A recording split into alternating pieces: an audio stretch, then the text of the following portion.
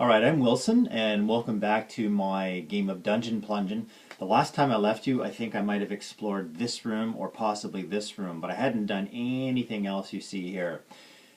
What happened was I was actually in the process of downloading some video onto YouTube, and it's still happening, but not very quickly. So since I'm using my iPad to do the recording here, I decided I wanted to keep playing the game. So while it was downloading, I played, and now I've just paused everything because I'm actually basically at the end.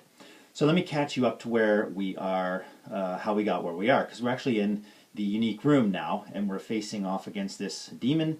I've actually borrowed Count Strahd from Castle Ravenloft just because I wanted something unique. So he's my demon, and then I've got four gremlins in here as well. But that's where we are. So what we did was we had come into this room. There was no monsters.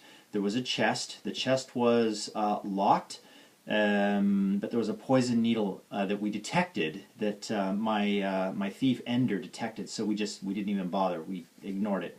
Don't want to take the chance. My dexterity is too low, and I could easily activate that needle. So I haven't been risking that at all. Came into here, there was 3 gargoyles, which we dispatched pretty quickly. Actually, I think Tank did a great job with that. He, I think, killed 2 of them pretty quickly, and then the other one was a little more slow. It was Attila who took a little bit of damage, but I think in here, but basically just 1 point of damage. Again, there was another chest in here, but we couldn't determine using our wits whether it was trapped or not. So given that it was locked, we ignored it as well. We came south into this room. This was one of the special rooms. It was a room containing a sarcophagus. So if we had a hero that actually died, then what we would do is we would place that hero in there, and that hero would be resurrected to 1 life point. No one needed it yet, so we ignored it. But there were 2 gremlins and a deviling in here. And as a unique room, excuse me, not a unique room, but a special room, there was no chests. So we dispatched the gremlins and the deviling, and we just left this knowing that it's here, that we could come back. So as a special room, there was no exits.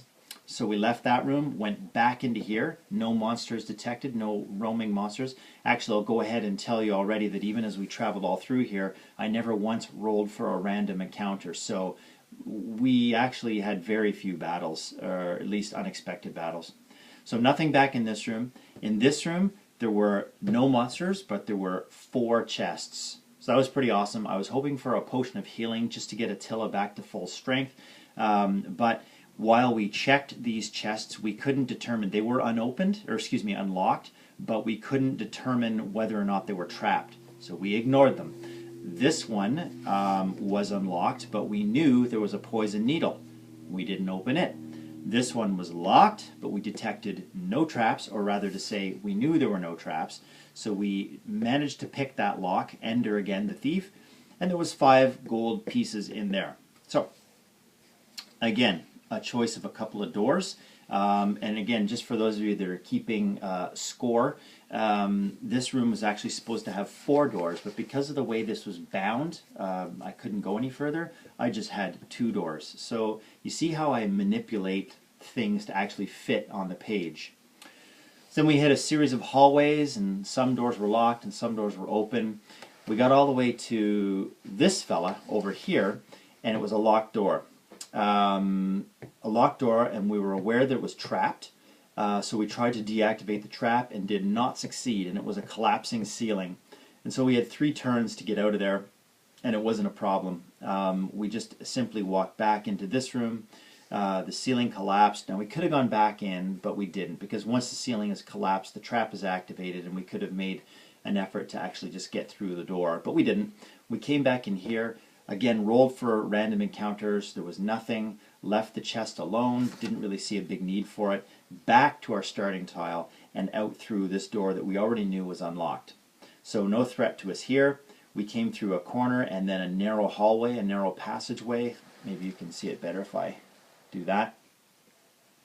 Then into another hallway. This hallway had 2 doors in it, and actually, again, I think it was supposed to have 3 doors in it, but because of the way we had to manipulate space, we put 2. So one door was here, which we knew was unlocked. But here's the neat thing.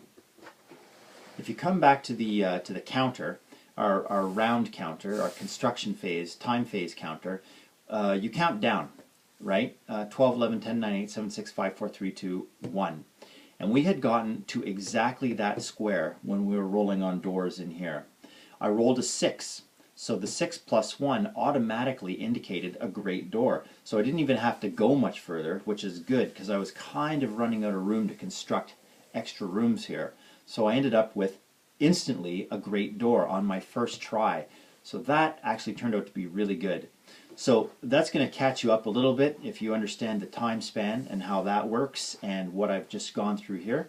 So I've got my 4 heroes with very little damage. They're about to face off against 4 gremlins and the primary demon here. I can't remember his name or her name. And we're going to face off against here. We'll actually do a combat that you can see. These other ones I ran through. I don't even think they're on the video.